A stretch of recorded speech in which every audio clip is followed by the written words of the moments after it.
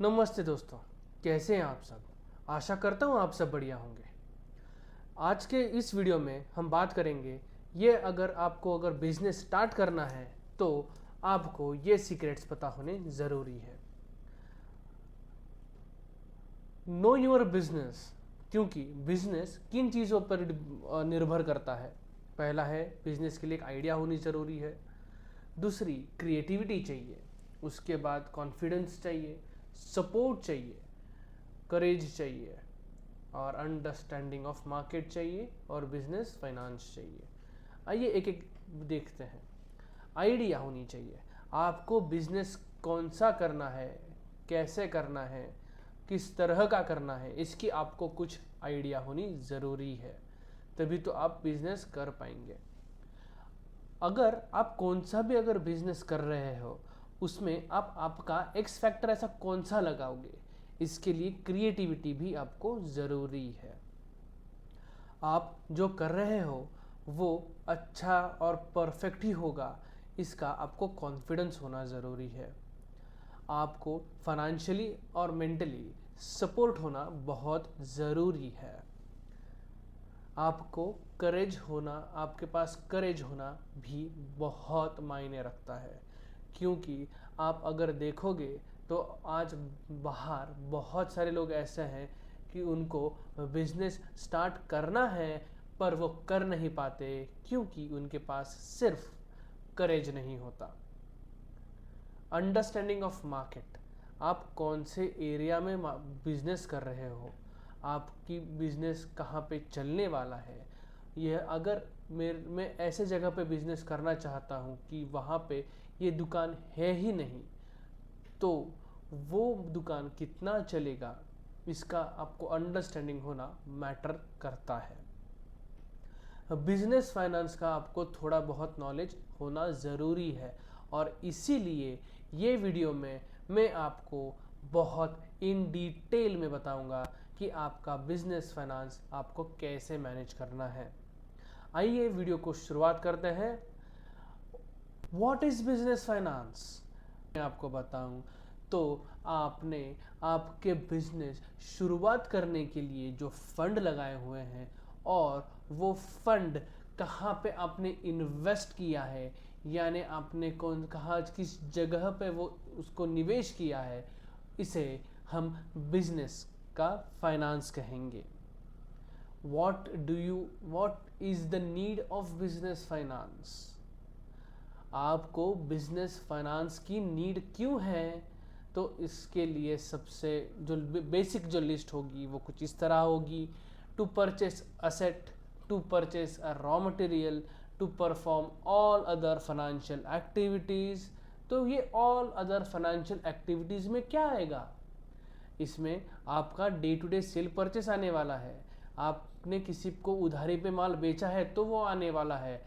आपने आपके बिजनेस के लिए एक 5 रुपए वाला और 1 रुपए वाला पेन लिया है तो उसका पूरा हिसाब किताब आपको ये business financial other financial activities में आने वाला है।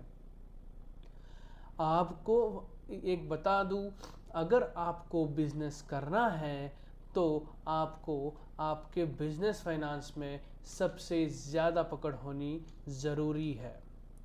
इसके लिए मैं आपको निवेदन करता हूँ, कृपया आप ये वीडियो को लाइक कीजिए और चैनल को सब्सक्राइब कीजिए और ये जो बेल आइकन है उसे भी प्रेस करना ना भूलना। तो फाइनेंस के हो गया, ठीक है। आपको बिजनेस शुरू करना है तो आप बिजनेस कहाँ से शुरू करोगे, तो आपके पास दो ऑप्शंस अवेलेबल होंगे। एक ओन फंड होगा, आपने खुद ने कमाया हुआ पैसा होगा, और दूसरा होगा लोन फंड।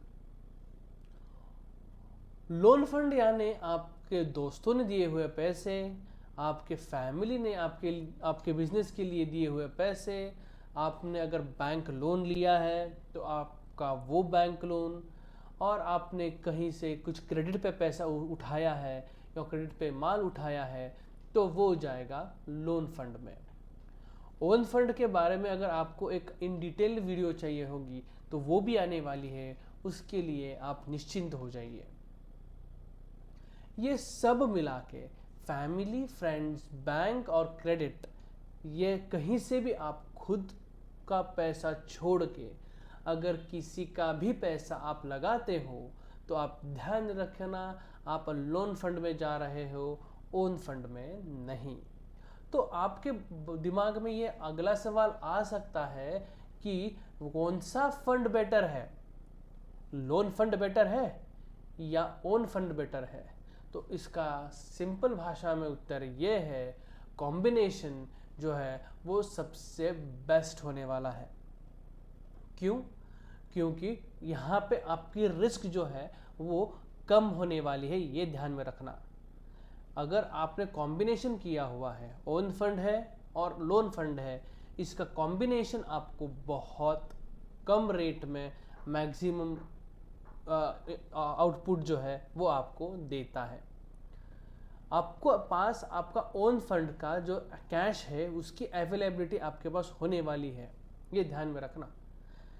आपको डे टू डे एक्टिविटीज़ के लिए पैसे की ज़रूरत पड़ने वाली है। अगर आपने पूरा का पूरा ओन फंड यूज़ किया तो आपको डे टू डे एक्टिविटीज़ के लिए पैसा कम पड़ सकता है, और आपने पूरा का पूरा पैसा अगर लोन से उठाया तो आपका उसका पेमेंट यानी इंटरेस्ट और प्रिंसिपल उसका रीपेमेंट करना पड़ेगा।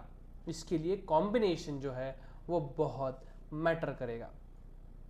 कॉम्बिनेशन आपको एक टारगेट सेट करने को फ़ायदा देगा, ऑटो टारगेट देगा ये आपको।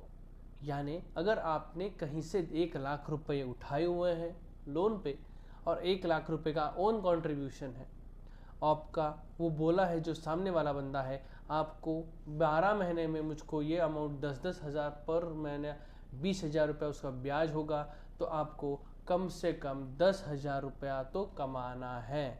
ये आपका ऑटोमेटिक टारगेट सेट हो गया। अगर आपने ओन फंड ही यूज़ किया तो ये ऑटो टारगेट सेट होगा ही नहीं। तो इसके लिए कुछ ना कुछ लोन फंड और ओन फंड इसका कंट्रीब्यूशन होना बिजनेस शुरुआत करने के लिए बहुत ज़रूरी है। आप कहोगे कि लोन फंड क्यों नहीं, पूरा का पूरा पैसा लोन से ही क्यों ना उठाए? अगर आपने पैसा पूरा का पूरा लोन पे उठाया तो आपको जो बिजनेस में इन्वेस्टेड, अगर आपको लग रहा है कि बिजनेस में कोई कुछ ना कहीं मुझको घाटा हो रहा है, तो उस जगह पे आपने कौन सी भी राशि इन्वेस्ट ना करने से आपका वो बिजनेस का अगर प्रॉफिट नहीं दिख रहा है तो आप वो बिजनेस वहीं पे क्विट कर दोगे। इसके लिए कॉम्बिनेशन ज़रूरी है। अभी आपको मैं एक स्टडी जो है वो दे रहा हूँ। अभिनव जो है उसको 10 लाख रुपए लगने वाले हैं बिजनेस स्टार्ट करने के लिए। आइए देखते हैं ये 10 लाख रुपए अभिनव को क्यों चाहिए। 3.5 लाख रुपया उसका शॉप का डिपॉजिट भरना है और उसका रेंट ये 80,000 रुपीज़ है। उसको 5 लाख रुपया ऑफ जो बिजनेस का जो सेटअप है उसके लिए करने हैं। 50,000 रुपया जो है उसको डेकोरेशन के लिए खर्चा करना है और 1 लाख रुपया जो है वो उसको इनॉग्रेशन के लिए यूज़ करना है। क्या लगता है आपको, ये आपको उसकी प्लानिंग करेक्ट है या नहीं? वीडियो को पॉज करना, क्योंकि नेक्स्ट इसमें आपको इसका ब्रेकआउट मिलने वाला है। आंसर है अभिनव तो बिजनेस स्टार्ट कर देगा सक्सेसफुली, बट उसने आगे की ना सोचने के कारण उसका बिजनेस सक्सेस होने के लिए चांसेस जो है वो बहुत ज़्यादा कम है। उसके एरिया ऑफ इम्प्रूवमेंट्स क्या होनी चाहिए थी? उसने उसके लिए खुद कुछ ना कुछ फंड जो है वो फंड बाहर निकाल के रखना चाहिए था, ताकि उसकी इनिशियल कॉस्ट उसको कम रखनी चाहिए थी।